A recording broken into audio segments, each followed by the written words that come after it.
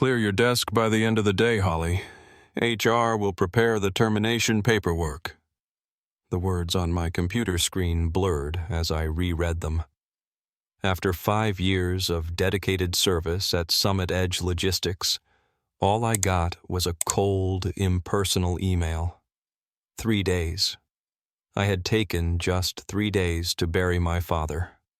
3 days of approved bereavement leave. We need people who prioritize work above all else. The email continued, as if attending my father's funeral was an optional social event I chose over filing quarterly reports. I leaned back in my chair, the leather creaking in the early morning silence. The Boise office was still nearly empty, the sky outside just beginning to brighten with the first rays of dawn. I had come in early to catch up after my brief absence. My name is Holly Peterson, and until a few minutes ago, I was the leader of the regional team at Summit Edge Logistics' most successful division. At 34, I had built not just a career, but a team that felt like family. We celebrated birthdays together, supported each other through tough times, and inspired professional growth. I looked around my workspace, a small cactus my team gave me last Christmas, a framed photo from our corporate retreat, handwritten thank you notes from colleagues I'd mentored. 5 years of my life fit into a few personal items that would soon fill a cardboard box. The termination notice attached to the email was signed by Dan Weaver, my direct supervisor, who had personally approved my bereavement leave just a week ago. Inability to ensure adequate presence during critical operational periods, the letter stated. My father's death, apparently, had fallen during one of these vague, critical periods. I didn't cry, I didn't slam my fist on the desk, and I didn't storm into Dan's office demanding answers. Instead, I pulled out my phone, took a photo of the email, and forwarded it to my personal account. Then I shut down my computer, stood up, and began methodically packing my things. By the time other employees started arriving, my desk was half empty. Tanya from accounting noticed first.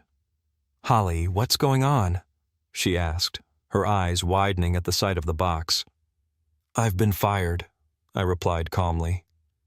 "What? Why?" "It seems taking approved leave to bury my father showed I don't put work first." Tanya's expression shifted from confusion to outrage. "That's unfair? Have you spoken to Paula? The regional manager should know about this." "No," I said, carefully wrapping the cactus in newspaper. "I'm not going to fight this, but I won't forget it either. When you work with people for years, you learn to read their faces." As I continued packing, more team members arrived. Jason, one of my direct reports, was the first to hear the news, and his usual cheerful smile vanished. "This is outrageous," he started, but I stopped him with a slight shake of my head. "It's done, Jason."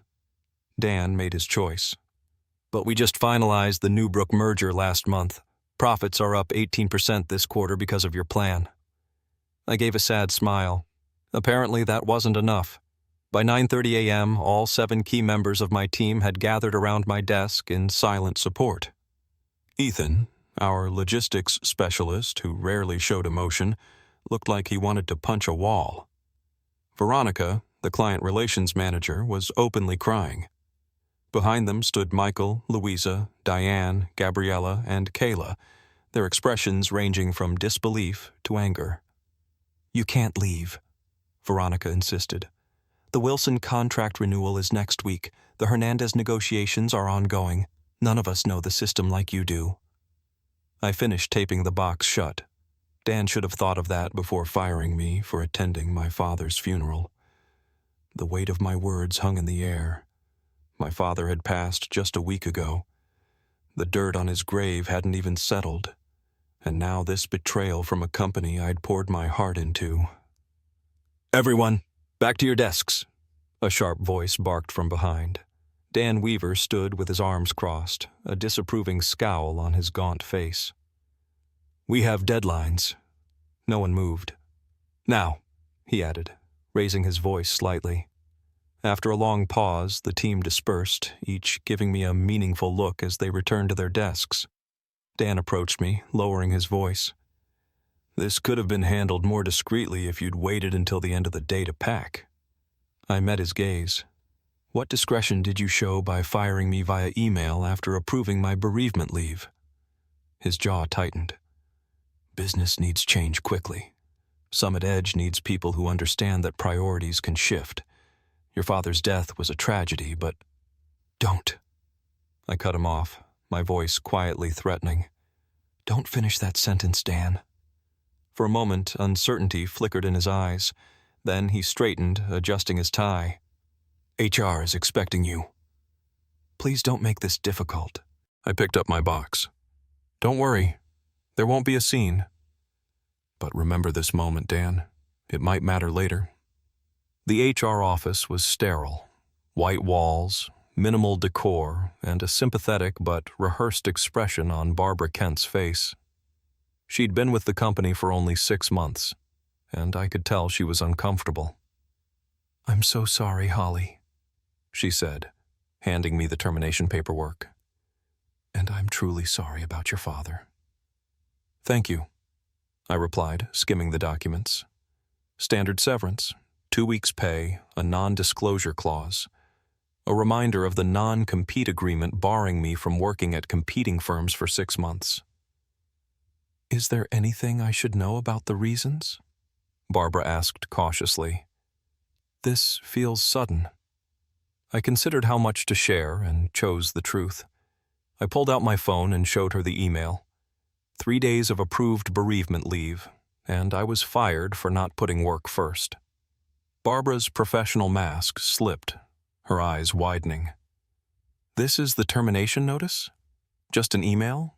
No performance improvement plan? No formal warnings?" "Nothing," I confirmed. She frowned, jotting a note on her pad. "I need to check something with legal. Excuse me for a moment." While Barbara stepped out, I stared out the window. From this floor, I could see the Boise River winding through the city.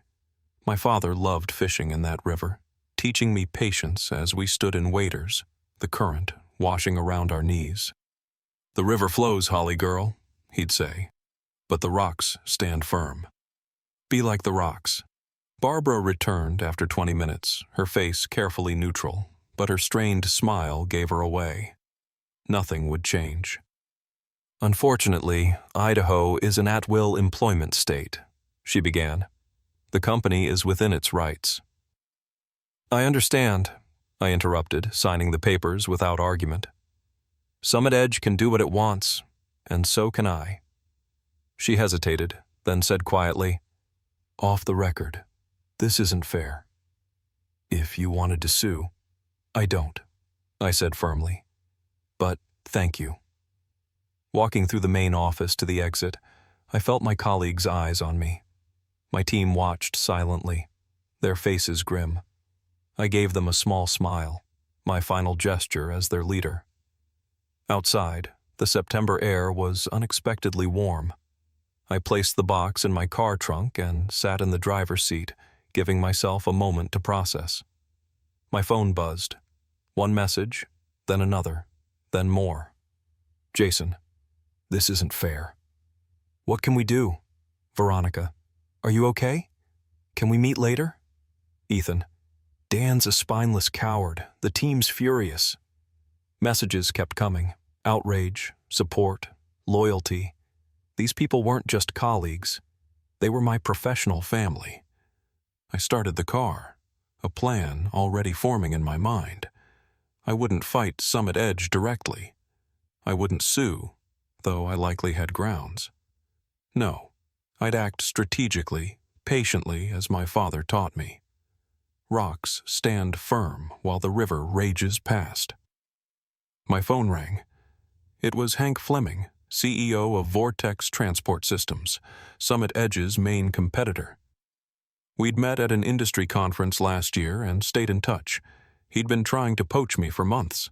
It was time to answer his call. The Vortex Transport Systems office was the opposite of Summit Edge.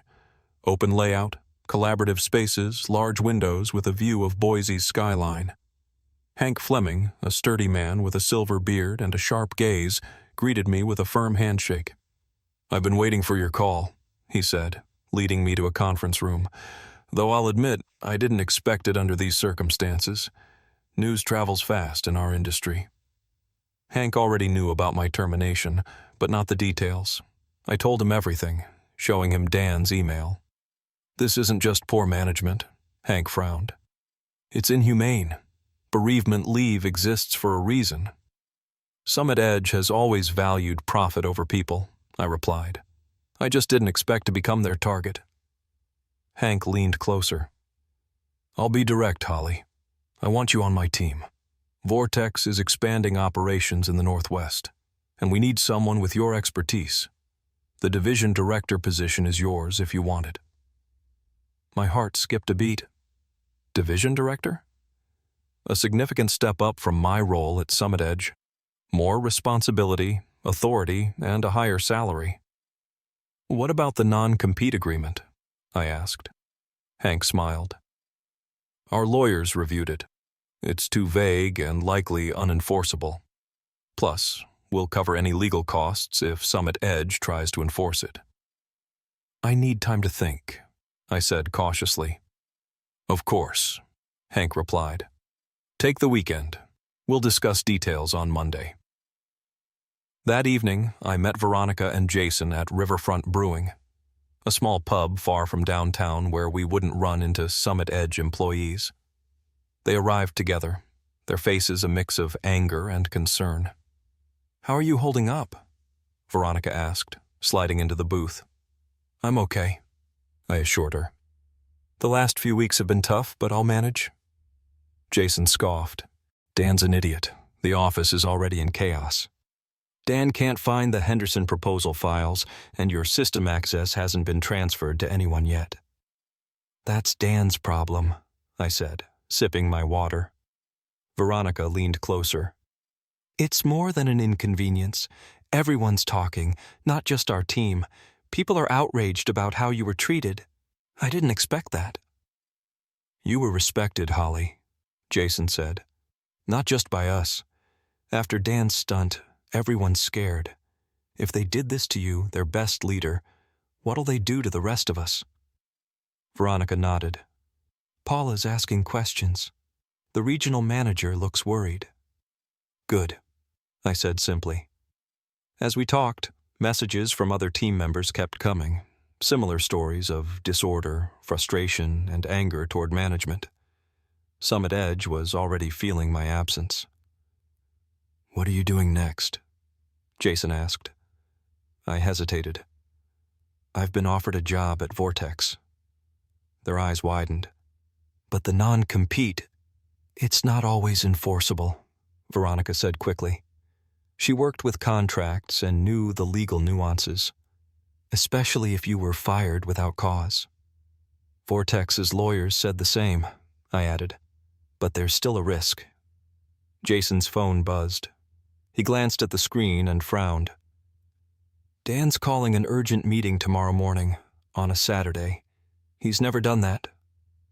"The Wilson report deadline is Monday," Veronica explained. "No one can find your analytics files." I smiled slightly. The files were neatly stored on the company's server, but my organizational system wasn't obvious to others. I never thought it would be an issue. Still, I couldn't deny a flicker of satisfaction. "I should go," I said, grabbing my bag. "I have an important meeting tomorrow morning."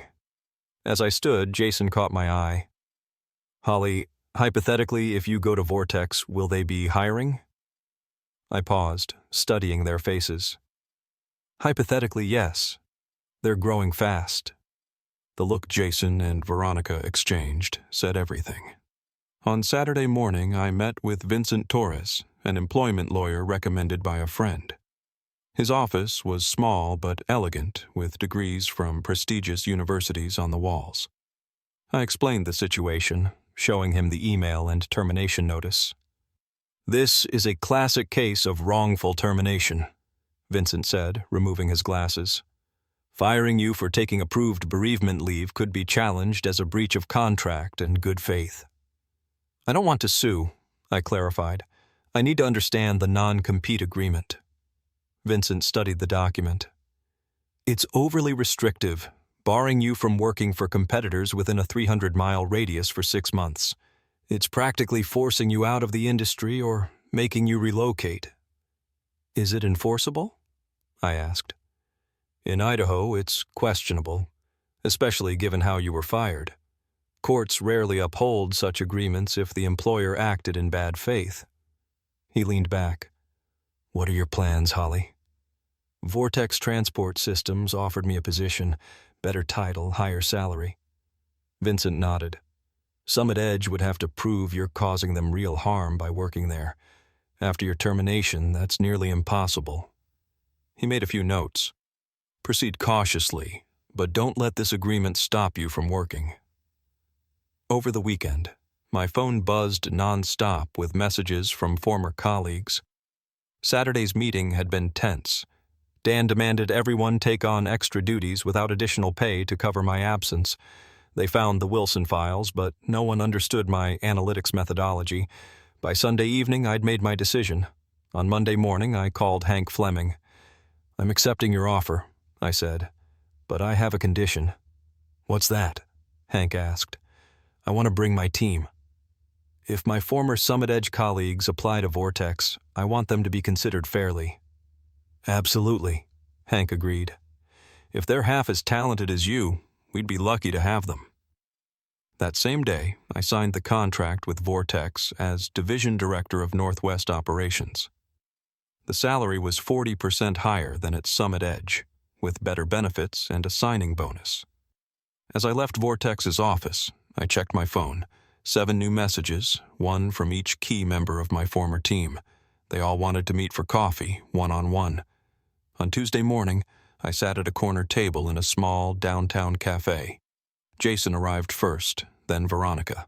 One by one, Ethan, Louisa, Diane, Gabriella, and Kayla joined, until we filled 2 pushed-together tables. Summit Edge is falling apart, Ethan said without preamble. Dan's micromanaging everything, Paula's pressuring him, and clients are asking questions. Wilson is threatening to leave, Veronica added. They want to know why you're not handling their contract. I sipped my coffee, listening as each shared stories of chaos and frustration.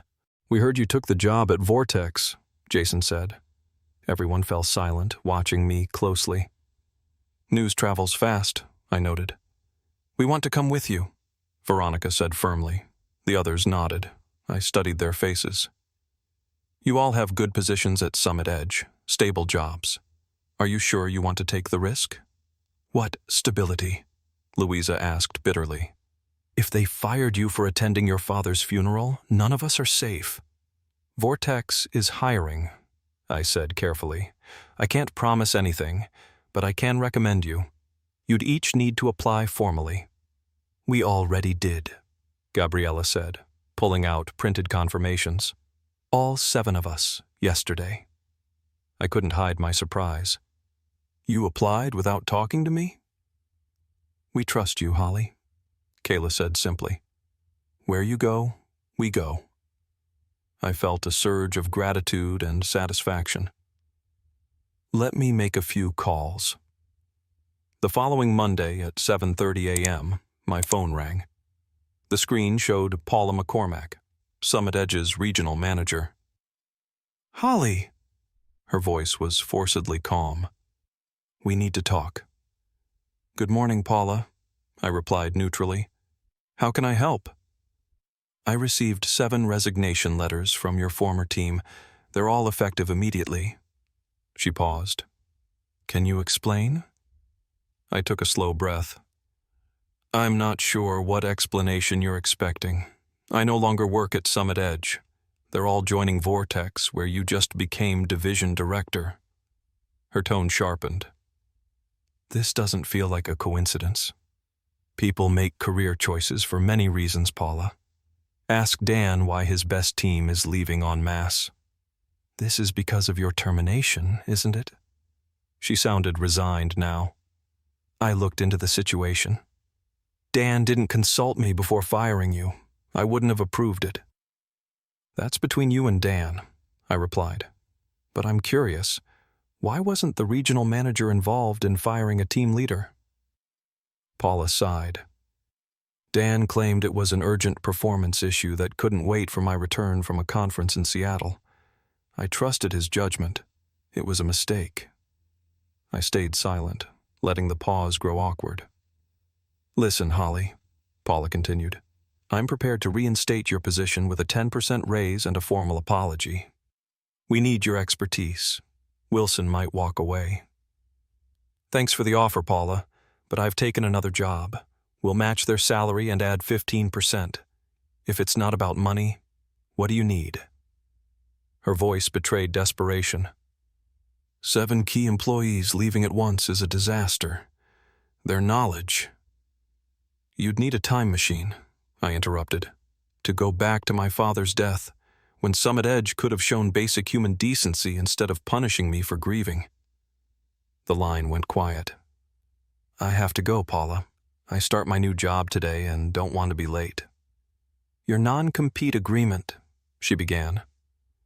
Have your lawyers contact mine, I said evenly. But they should look into the circumstances of my firing first. After hanging up, I drove to Vortex's office, arriving early to prepare for the day. Hank met me in the lobby, beaming. We're reviewing all 7 of your former colleagues, he said. Their resumes are impressive. Interviews start Wednesday. Thank you for giving them a chance, I replied. A chance, Holly? They're top talent. Summit Edge's mistake is our gain. 2 days later, Barbara Kent from Summit Edge HR called. I shouldn't be saying this, she said softly, but Dan Weaver has been suspended pending an investigation. Paula launched a review of management practices, especially regarding bereavement and vacation leave. I'm glad they're looking into it, I said sincerely. The board got involved, Barbara continued. Losing an entire team to a competitor raised alarms. They're reviewing all terminations from the past year. By Friday, all 7 of my former colleagues had received and accepted offers from Vortex. We gathered for dinner to celebrate, raising our glasses. To new beginnings, Veronica said. And to Holly, Jason added, who showed us what real leadership looks like. The next week, I received a letter from Summit Edge acknowledging my wrongful termination and offering a settlement to avoid litigation. I accepted it, not for the money, but for the formal admission of their mistake. That same day, Wilson signed a contract with Vortex, transferring their business to us after learning their favorite team was now under my leadership. The river flowed, but we stood firm like rocks, just as my father taught. 3 months later, I stood in Vortex's largest conference room, presenting quarterly results to the leadership team. The numbers spoke for themselves. A 30% growth in the division, 4 major clients, 3 of them former Summit Edge clients, and efficiency improvements that cut costs by 22%. Outstanding work, Holly, Hank said as I finished. You and your team have exceeded all expectations. I smiled. It's the team's credit. They've been amazing. After the meeting, I returned to my office to find my 7 key team members waiting with a cake. What's this for? I asked. It's been exactly 3 months since we all left together, Jason explained. We're celebrating our Independence Day. I laughed. You're crazy, but I love it. Seriously, Holly, Veronica added. Everything's thriving here. It was true. Everyone on the team had grown professionally in their new roles at Vortex. They had more autonomy, better resources. Most importantly, they were respected as people, not just as cogs in a machine. My phone buzzed with a news alert. Summit Edge Logistics announces restructuring amid client losses. I showed it to the team. I heard they lost the Hernandez contract last week, Ethan said, slicing the cake. That's 20% of their Northwest revenue. Dan's gone, Louisa added. Cleared out his office on Friday. Paula's trying to salvage what's left. I didn't take joy in Summit Edge's struggles, only a sense of justice. The company wasn't collapsing because we left, but because of a culture that treated employees as disposable, where attending a father's funeral was seen as a lack of dedication. To Summit Edge, I said, raising my glass of water. May they learn that a company is only as strong as it values its people. And to Holly, Gabriella added, who showed us we deserve better. 6 months after joining Vortex, I received an unexpected lunch invitation from Paula McCormick. She'd left Summit Edge and was now working at a consulting firm focused on organizational culture. We met at a quiet restaurant overlooking the Boise River. Paula looked calmer. The stress lines around her eyes softened. "Thanks for coming," she began. "I wanted to apologize for what happened." "You weren't directly responsible," I reminded her, "but I enabled an environment where it could happen." She sighed. "After you all left, everything fell apart. The board brought in consultants to investigate the causes. The report wasn't kind to leadership." I nodded, waiting for her to continue. "Summit Edge is being acquired by Meridian Shipping," Paula revealed. "For a fraction of its former value, they're taking the client base and assets." It didn't surprise me. Summit Edge had been losing clients and talent for months. "What about Dan?" I asked. "As far as I know, he's unemployed. His reputation in the industry, let's just say your story is well known." I hadn't spread the details of my termination, but I didn't hide them either. When asked why I left Summit Edge, I told the truth. "I learned a lot," Paula continued. "Now I help companies avoid those mistakes." Over lunch, Paula asked a question that seemed to have been weighing on her. Was it worth leaving quietly instead of fighting? I thought about my team at Vortex, thriving, motivated, respected, the clients who followed us and received better service. My father, who taught me that the strongest response isn't always the loudest. "Yes," I said, "the results speak for themselves." A year after that email changed my career, Vortex promoted me to Executive Vice President of Operations for the entire Northwest region. My division became the company's pride, efficient, innovative, with the highest employee satisfaction ratings. Each of the 7 team members earned promotions. Jason now led his own division. Veronica transformed client relations and earned industry recognition. The others excelled too, their talents finally valued. On the anniversary of my termination from Summit Edge, I received a small package in the mail. Inside was my old cactus, slightly taller but still blooming, with a note from Barbara Kent. "Rescued this from your desk. Thought you'd want it back. Summit Edge is closing next week."